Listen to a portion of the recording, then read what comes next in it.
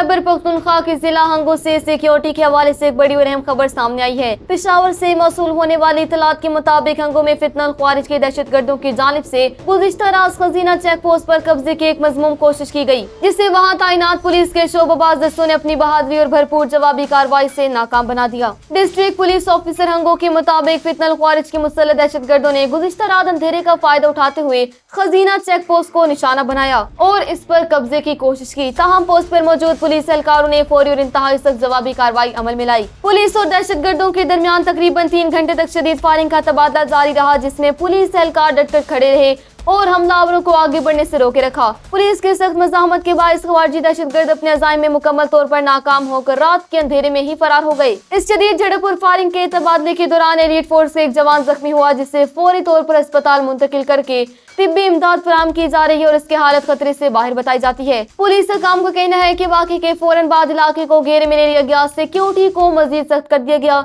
और फरार होने वाले दहशतगर्दों के खात्मे के लिए करीबी पहाड़ी और देहातों में बड़े पैमाने पर सर्च ऑपरेशन जारी है। डीपीओ हंगो का कहना है कि सिक्योरिटी फोर्सेस और पुलिस के हौसले बुलंद है और किसी भी शरपसंद अंसर को अमन व अमान खराब करने की इजाजत नहीं दी जाएगी।